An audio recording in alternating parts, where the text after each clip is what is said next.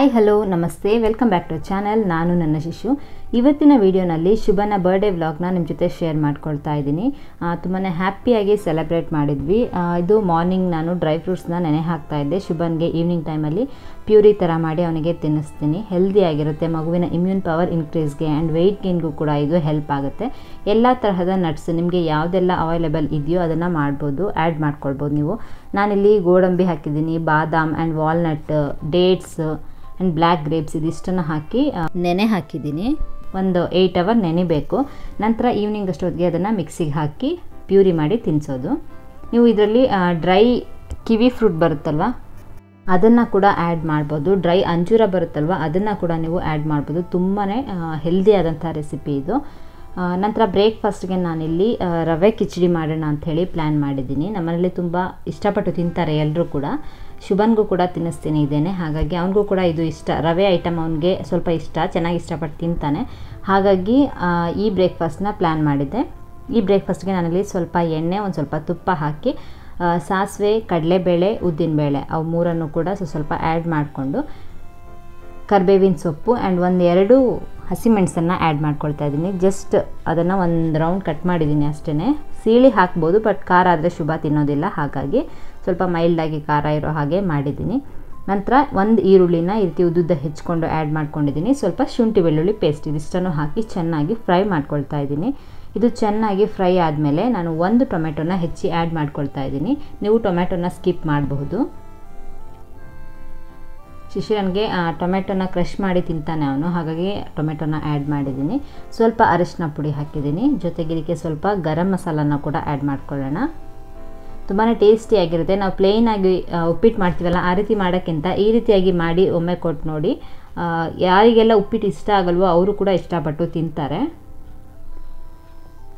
ನಂತರ ಇದಕ್ಕೆ ನಾನು ಒಂದು 3 ತರಹದ ವೆಜಿಟೇಬಲ್ಸನ್ನು ಆ್ಯಡ್ ಮಾಡ್ತಾ ಇದ್ದೀನಿ. ಕ್ಯಾರೆಟ್, ಬೀನ್ಸ್, ಪೊಟ್ಯಾಟೊ ಇದನ್ನು ಆ್ಯಡ್ ಮಾಡಿದ್ದೀನಿ. ನೀವು ಕ್ಯಾಪ್ಸಿಕಮ್ ಬೇಕಿದ್ರೂ ಆ್ಯಡ್ ಮಾಡ್ಬೋದು. ಆ್ಯಂಡ್ ಇದ್ರ ಜೊತೆಗೆ ಬಟಾಣಿ ನೆನೆ ಹಾಕಿದರೆ ಅದನ್ನು ಕೂಡ ಆ್ಯಡ್ ಮಾಡ್ಬೋದು, ಅಥವಾ ಹಸಿ ಬಟಾಣಿ ಸಿಕ್ಕಿದರೆ ಅದನ್ನು ಕೂಡ ನೀವು ಆ್ಯಡ್ ಮಾಡ್ಬೋದು.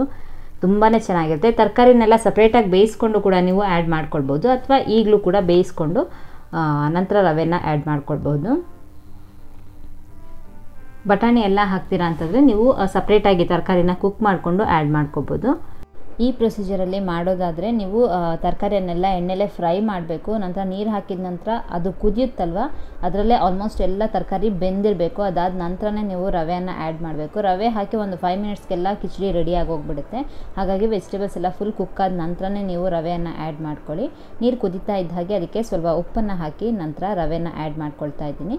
1 ಕಪ್ ರವೆಗೆ ನಾನಿಲ್ಲಿ 3 ಕಪ್ಪಷ್ಟು ನೀರನ್ನ ತಗೊಳ್ತಾ ಇದ್ದೀನಿ. ಇದೇ ರೀತಿ ಕಿಚಡಿಯನ್ನು ನೀವು ರವೆ ಅಲ್ಲದೆ ಸಿರಿಧಾನ್ಯಗಳನ್ನ ಬಳಸಿ ಕೂಡ ಮಾಡ್ಬೋದು.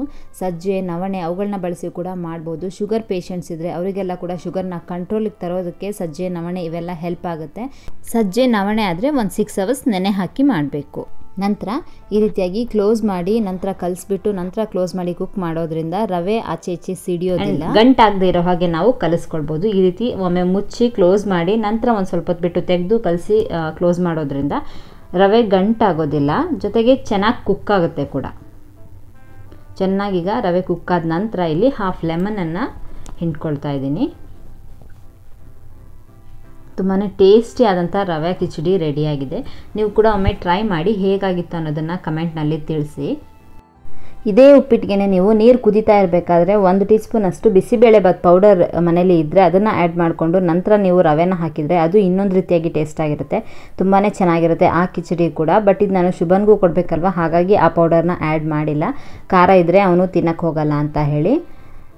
ನೀವು ಹಾಗೂ ಕೂಡ ಒಮ್ಮೆ ಟ್ರೈ ಮಾಡ್ಬೋದು. ತುಂಬಾ ಟೇಸ್ಟಿ ಆದಂಥ ರವಾ ಕಿಚಡಿ ರೆಡಿಯಾಗಿದೆ. ಮಕ್ಕಳಿಗೆ ಲಂಚ್ ಬಾಕ್ಸಿಗೆಲ್ಲ ಹೇಳಿ ಮಾಡಿಸಿದ ಬ್ರೇಕ್ಫಾಸ್ಟ್ ಇದು. ಮಧ್ಯಾಹ್ನ ಅಷ್ಟೊತ್ತಿಗೆ ಹಾರ್ಡ್ ಆಗಿರುತ್ತೆ, ಉದುದ್ರಾಗಿರುತ್ತೆ ಅಂತ ನೀವು ಅಂದ್ಕೊಳ್ಳೋದೇ ಬೇಡ. ತುಂಬಾ ಸಾಫ್ಟ್ ಆಗಿರುತ್ತೆ, ಖಂಡಿತ ಮಕ್ಕಳಿಗೆ ಇಷ್ಟ ಆಗುತ್ತೆ. ಮಕ್ಕಳಿಗೆ ಬ್ರೇಕ್ಫಾಸ್ಟ್ ಎಲ್ಲ ಮುಗಿಸಿ ನಂತರ ಫ್ರೆಶ್ ಅಪ್ ಮಾಡಿಸಿದ ನಂತರ ದೇವಸ್ಥಾನಕ್ಕೆ ಹೋಗೋಣ ಅಂತ ಪ್ಲ್ಯಾನ್ ಮಾಡಿದ್ವಿ.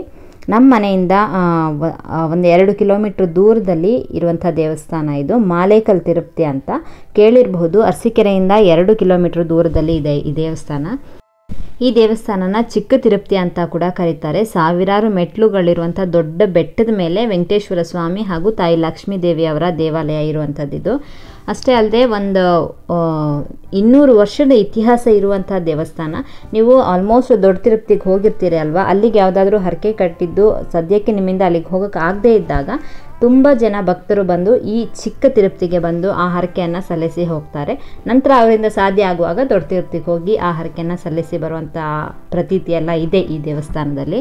ಆ್ಯಂಡ್ ಕೆಳಗಡೆ ವಿಸ್ತಾರವಾದಂಥ ವೆಂಕಟೇಶ್ವರ ಸ್ವಾಮಿಯ ದೇವಸ್ಥಾನ ಕೂಡ ಇದೆ. ಮೆಟ್ಲು ಹತ್ತಲಿಕ್ಕೆ ಹೋಗಿಲ್ಲ ನಾವು, ಬಿಕಾಸ್ ಒಂದು ಸಾವಿರಾರು ಮೆಟ್ಲು ಇರೋದ್ರಿಂದಾಗಿ ಮಕ್ಳು ಇಟ್ಕೊಂಡು ಹತ್ತೋದೆಲ್ಲ ಆಗೋ ಕೆಲಸ ಅಲ್ಲ ಅಂದ್ಕೊಂಡು ಜಸ್ಟ್ ಕೆಳಗಡೆ ಮಾತ್ರ ಮಕ್ಕಳಿಗೆ ಅರ್ಚನೆ ಮಾಡಿಸಿ ದೇವಸ್ಥಾನಕ್ಕೆ ಹೋಗಿ ಸೀದಾ ಅತ್ತೆ ಮನೆಗೆ ಹೋದ್ವಿ. ಅಲ್ಲಿ ಹೋಗಿ ಅಲ್ಲೊಂದು ಸ್ವಲ್ಪ ಟೈಮ್ ಸ್ಪೆಂಡ್ ಮಾಡಿ ಮಧ್ಯಾಹ್ನ ಊಟ ಎಲ್ಲ ಅಲ್ಲಿ ಮುಗಿಸ್ಕೊಂಡು ನಂತರ ಬರ್ಡೇಗೆ ಕೇಕ್ ಕಟ್ ಮಾಡ್ತಾಯಿದ್ವಿ ಅಂತ ಎಲ್ಲರನ್ನೂ ಕೂಡ ಇನ್ವೈಟ್ ಮಾಡಿ ಬಂದ್ವಿ. ಮನೆಗೆ ಬಂದಾದ ನಂತರ ಮಕ್ಕಳಿಬ್ಬರನ್ನು ಕೂಡ ಬಿಸಿಲಲ್ಲಿ ಸುತ್ತಾಡ್ಕೊಂಡು ಬಂದಿದ್ದಲ್ವ, ಹಾಗಾಗಿ ಫುಲ್ ಟಯರ್ಡ್ ಆಗಿಬಿಟ್ಟಿದ್ರು.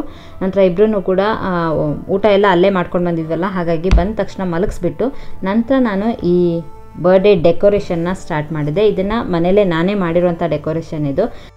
ತುಂಬ ಸಿಂಪಲ್ಲಾಗಿ ಕಡಿಮೆ ಖರ್ಚಿನಲ್ಲಿ ಈ ಡೆಕೋರೇಷನನ್ನು ಮಾಡಬಹುದು. ನನಗೆ ಆ ಡೆಕೋರೇಷನ್ ಮಾಡುವಾಗ ಯಾವುದೇ ವೀಡಿಯೋ ಮಾಡಲಿಕ್ಕೆ ಆಗಲಿಲ್ಲ, ಬಿಕಾಸ್ ಮಕ್ಕಳು ಎದ್ದೇಳೋಷ್ಟರೊಳಗೆ ನಾನು ಈ ಡೆಕೋರೇಷನ್ನ ಕಂಪ್ಲೀಟ್ ಮಾಡಬೇಕು. ಅವ್ರು ಎದ್ದರೆ ನನಗೆ ಡೆಕೋರೇಷನ್ ಮಾಡಲಿಕ್ಕೆ ಬಿಡೋದಿಲ್ಲ. ಹಾಗಾಗಿ ತುಂಬಾ ಸಿಂಪಲ್ ಇದು. ಜಸ್ಟ್ ವೈಟ್ ಕಲರ್ ಬಲೂನ್ 2 ಕಟ್ಬಿಟ್ಟು ನಂತರ ಇನ್ನೆರಡು ಬಲೂನನ್ನು ಅದೇ ರೀತಿಯಾಗಿ ಕಟ್ಟಿ ಆ ಎರಡೆರಡನ್ನು ಜಾಯಿನ್ ಮಾಡಿ ಜಸ್ಟ್ ಟ್ವಿಸ್ಟ್ ಮಾಡಿಬಿಟ್ರೆ ಬಲೂನ್ ಹಾಗೆ ಲಾಕ್ ಆಗಿಬಿಡುತ್ತೆ. ನಂತರ ಇನ್ನೊಂದು ರೆಡ್ ಬಲೂನನ್ನು ಊದಿ ನಂತರ ಅದನ್ನು ಕೂಡ ಜಸ್ಟ್ ಸುತ್ತಬಿಟ್ರೆ ಸಾಕು, ಫುಲ್ ಟೈಟಾಗಿ ಲಾಕ್ ಆಗಿಬಿಡುತ್ತೆ. ಅದನ್ನು ಹಾಗೆ ಕಿಟಕಿಗೆ ಕಟ್ಬಿಟ್ಟಿದ್ದೀನಿ ಅಷ್ಟೇ. ನಂತರ ಇದು ಶುಭಕೃತ್ ಅಂತ ನೇಮ್ ಇದೆಯಲ್ಲ, ಅವೆಲ್ಲ ಲಾಸ್ಟ್ ಇಯರ್ ಬರ್ಡೇದೇನೆ, ಅದನ್ನು ಹಾಗೆ ಟ್ಯಾಗ್ ಮಾಡಿದ್ದೀನಿ. ಮಧ್ಯದಲ್ಲಿ ಒಂದು ಸೀರೆಯನ್ನು ನೆರಿಗೆ ತೆಗೆದು ಜಸ್ಟ್ ಕಟ್ಟಿದ್ದೀನಿ ಅಷ್ಟೇ.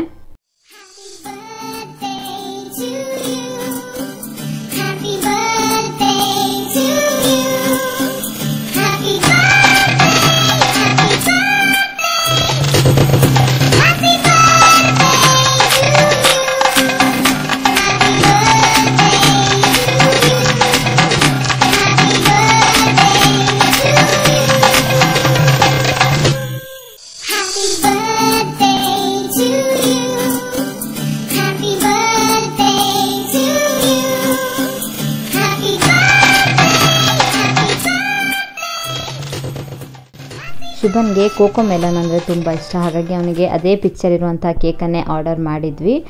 ನಂತರ ಕೇಕ್ ಕಟಿಂಗ್ ಎಲ್ಲ ಮುಗಿದಾದ ನಂತರ ಈ ವಿಡಿಯೋ ಬಂದುಬಿಟ್ಟು ನೆಕ್ಸ್ಟ್ ಡೇ ತೆಗೆದಿರೋದು. ಬರ್ಡೇ ದಿನ ನನಗೆ ಯಾವುದೇ ವೀಡಿಯೋಸ್ನ ಆಗಲಿ ಫೋಟೋಸ್ನಾಗಲಿ ಕ್ಲಿಕ್ ಮಾಡಲಿಕ್ಕೆ ಸ್ವಲ್ಪ ಹೆಕ್ಟಿಕ್ ಆಗಿತ್ತು ವರ್ಕ್, ಹಾಗಾಗಿ ಯಾವುದೇ ಫೋಟೋಸ್ ತೆಗಿಯೋಕ್ಕಾಗಲಿಲ್ಲ.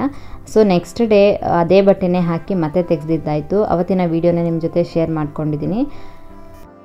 ಅಷ್ಟೇ ಅಲ್ಲದೆ ಅವತ್ತಿನ ದಿನ ಗುಲಾಬ್ ಜಾಮೂನ್ ಕೂಡ ಮಾಡಿದ್ದೆ. ತುಂಬಾ ಟೇಸ್ಟಿಯಾಗಿ ಬಂದಿತ್ತು ಆ್ಯಂಡ್ ತುಂಬಾ ಕಲರ್ಫುಲ್ಲಾಗಿ ಒಂದು ಕೂಡ ಒಡೆದು ಹೋಗಿರಲಿಲ್ಲ, ತುಂಬಾ ಚೆನ್ನಾಗಿ ಬಂದಿತ್ತು.